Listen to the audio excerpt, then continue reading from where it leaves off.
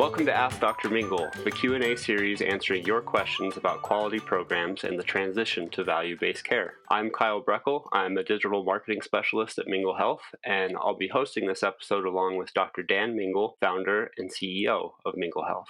Good morning, Dr. Mingle. Good morning, Kyle, and good day to all of you tuning in. It's great to see you again.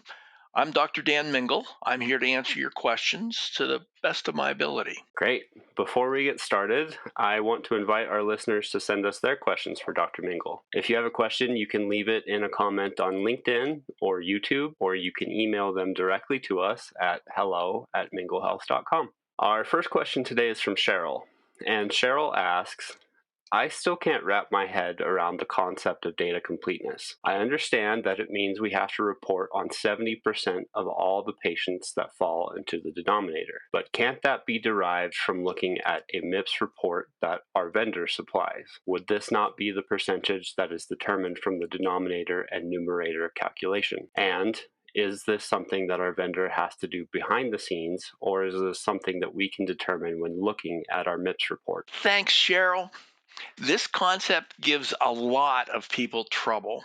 You're right, it's something you should find in your vendor's MIPS reports. But to be accurate in the vendor reports, it has to come from the data your practice has provided to the vendor. The denominator should be a complete count of every patient seen during the performance period that is eligible for the measure. There should be 4 numerators that your vendor generates against that denominator, getting those numerators from your data. As a check, the sum of the 4 numerators should equal the denominator. The first numerator is the count of patients qualifying for a valid exclusion. The second numerator is the count of patients qualifying for performance met. The third numerator is the count of patients for whom performance is not met. And finally, the fourth numerator is the count of patients for whom clinical data is not available or not reported. The inverse of the not reported rate is the reporting rate. It is this reporting rate that has to be 70% or above. Your vendor might report it to you as the not reported rate or the reporting rate. Just be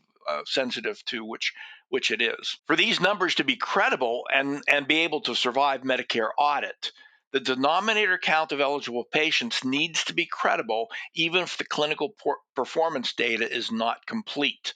Luckily, we at Mingle Health find that visit data from the practice management systems is almost universally available from practices. It is usually possible to source claims data from all practices in an organization and to calculate a credible denominator. Access to clinical data is more variable. It is all accessible one way or another, but access can be cost prohibitive. Today, Medicare is satisfied if we expend the time, effort, and money to collect 70% of the clinical data, and they forgive us the final 30% when it's just too hard to access. Thanks, Cheryl, for the great question. I hope this finally clears it up for you. Yeah, thank you, Cheryl. Our second question today is from Janet, and Janet asks, does it make sense to recommend to our higher performing ACO participants to make a MIPS quality submission in addition to the APM performance pathway submission the ACO will make on their behalf? Would they be able to collect both a positive MIPS adjustment on top of the 5% APM bonus? Great question, Janet. I wish it worked that way.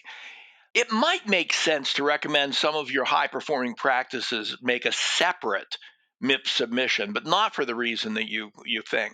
All Medicare Shared Savings Program, that is the MSSP ACOs, are now subject to the APM performance pathway. There's a quality requirement to the APP, that is the APM performance pathway, and your MSSP ACO is choosing now whether it will meet that requirement with the web interface, ECQMs, or MIPS CQMs. But that APP quality submission is already doing double duty. The ACO APP quality submission meets the quality requirement of your MSSP, and it also serves as a MIPS quality submission if that is required of your participants. An MSSP participant can be eligible for a MIPS adjustment or can be eligible for the 5% APM participation bonus, but no one is eligible for both. Full disclosure, 2022 is the last performance year for which the 5% APA bonus will be paid.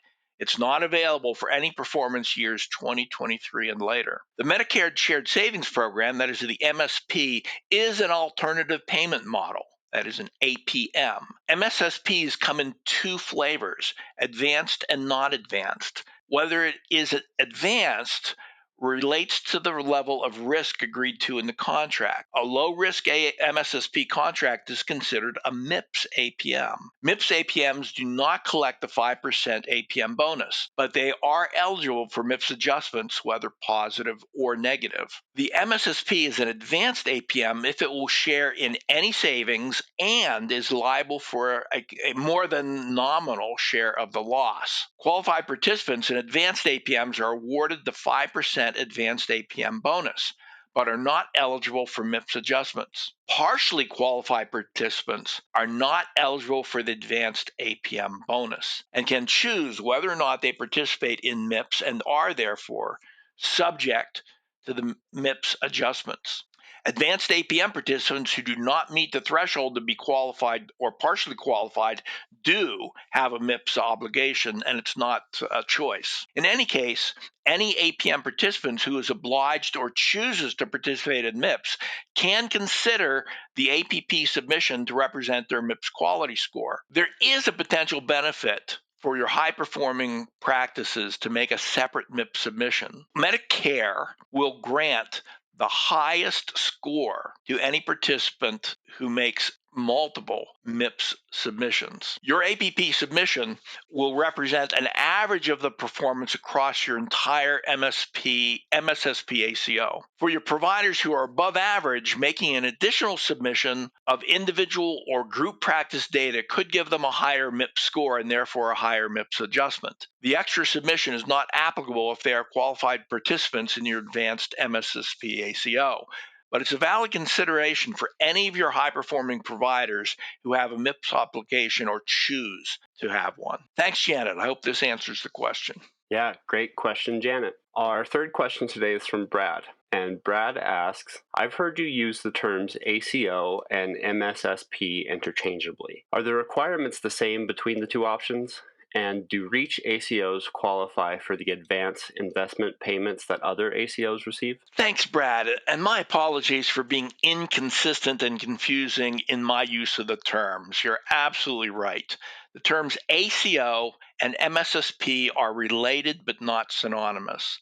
All MSSP participants are in ACOs, but not all ACOs are MSSPs. As you point out, REACH is also an ACO, and there have been other varieties of ACO, but I think those are the only two that are currently in operation within the Medicare system. Medicare studied advanced investment payments in previous forms of ACOs, and for 2023, they introduced it for new low revenue MSSP ACOs. It's not yet offered in the current operational rendition of the REACH ACOs, but very well might be offered in the future. I hope that clears things up, Brad. Again, sorry for the confusing terms, and thanks for bringing it to my attention. And our final question today is also from Brad. Brad's next question is, can you help clarify what an ACO REACH organization has to do for reporting in performance year 2023 under two scenarios? The first scenario, the ACO receives full or partial QP status, and the second scenario, the ACO does not achieve full or partial QP status. Thanks, Brad, for the great question.